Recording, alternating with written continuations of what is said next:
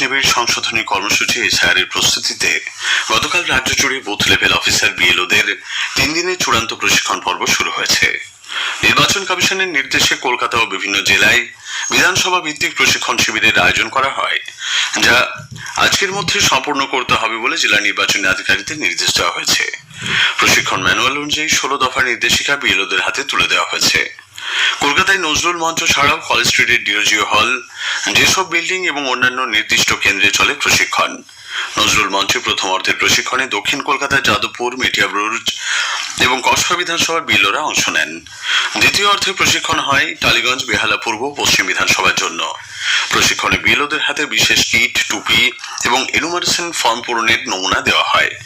বুথভিত্তিক ভোটারদের বাড়ি বাড়ি গিয়ে তথ্য সংগ্রহ, যাচাই ও ফর্ম পূরণের প্রক্রিয়া সম্পর্কে হাতে কলমে প্রশিক্ষণ দেওয়া হয়েছে।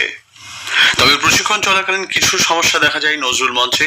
সরকারি কর্মচারী হিসেবে এসআইআর এর 1 মাস ব্যাপী কাজ অন ডিউটি হিসেবে গণ্য না করার সিদ্ধান্তে অসন্তোষ প্রকাশ করেন উপস্থিত কর্মীরা। পরে তাদের পক্ষ থেকে নির্বাচন কমিশনের উদ্দেশ্যে লিখিত আবেদন জমা দেওয়া হয়, যেখানে তারা নিরাপত্তা এবং প্রশাসনিক সহায়তা নিশ্চিত করার দাবি তুলেছেন। অন্যদিকে এসআইআর প্রক্রিয়ার রাজনৈতিক দলগুলির বুথ লেভেল এজেন্ট বিএলএদের প্রশিক্ষণ পর্ব শুরু করতে কমিশন আলাদা নির্দেশিকা জারি করেছে। ভোটার তালিকার বিশেষ শিবির কর্মসূচি এসআইআর কে ঘিরে রাজ্য জুড়ে আতঙ্ক ও বিভ্রান্তি তৈরির অভিযোগে আগামী মঙ্গলবার পথে নামছে তৃণমূল কংগ্রেস।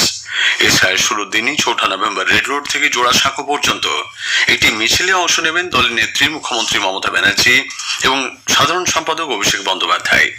রাজ্যের মন্ত্রী, বিধায়ক, সাংসদ এবং শাসক দলের কর্মী সমর্থকরাও এতে যোগ দেবেন বলে জানা গেছে।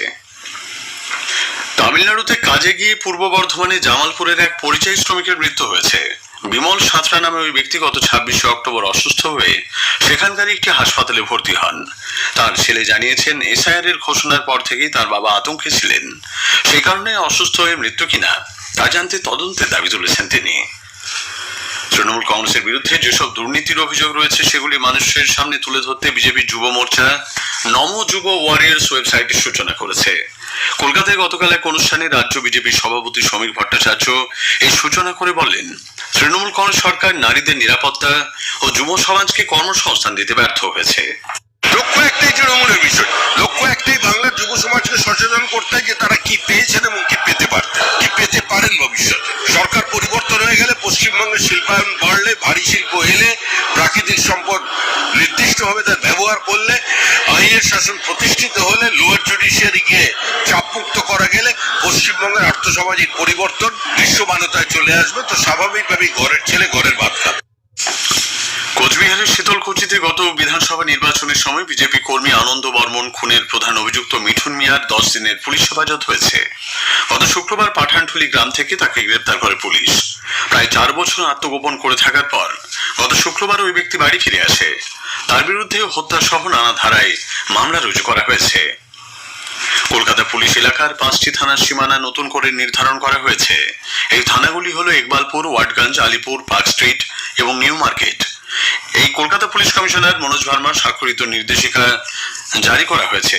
তাতে বলা হয়েছে, ইকবালপুর ও ওয়াটগঞ্জ থানার বড় এলাকা আলিপুর থানার অধীনে নিয়ে আসা হয়েছে। পাশাপাশি নিউ মার্কেট থানার বেশ কিছু এলাকা পার্ক স্ট্রিট থানার আওতায় আসছে। কলকাতায় চলতি বছরে ডেঙ্গু আক্রান্তের সংখ্যা 1000 ছাড়িয়েছে। পুরসভার সাম্প্রতিকতম তথ্য অনুযায়ী 26 অক্টোবর পর্যন্ত 1017 জনে ডেঙ্গু আক্রান্ত হওয়ার খবর মিলেছে, যা গত বছরের একই সময়ের তুলনায় 226 জন বেশি। মেরামতি ও রক্ষণাবেক্ষণের কাজের জন্য আজ সকাল 6টা থেকে দুপুর 2 পর্যন্ত বিদ্যাসাগর হুগলি সেতু পুরোপুরি বন্ধ রয়েছে। কেবল ও বিয়ারিং এর কাজের জন্য ওই সময় সেতু দিয়ে সমস্ত ধরনের যান চলাচল বন্ধ থাকবে। পশ্চিমী ঝঞ্ঝার হাত ধরে নাথুলা এবং ছাঙ্গু সহ ভারত চীন সীমান্ত এলাকা সাদা তুষারে ঢাকা পড়েছে। এই অপরূপ প্রাকৃতিক সৌন্দর্য উপভোগ করতে ভিড় জমাচ্ছেন পর্যটকরা। তুষারপাত হয়েছে উত্তর সিকিমের লাচুংয়েও।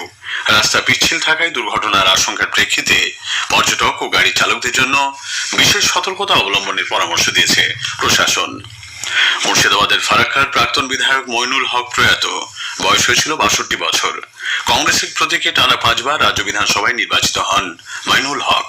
বেশ কয়েকদিন ধরে অসুস্থ ছিলেন তিনি। স্থানীয় সংবাদ শেষ হলো। পরের খবর দুপুর 12:30টায় গ্রামীণ সংবাদ।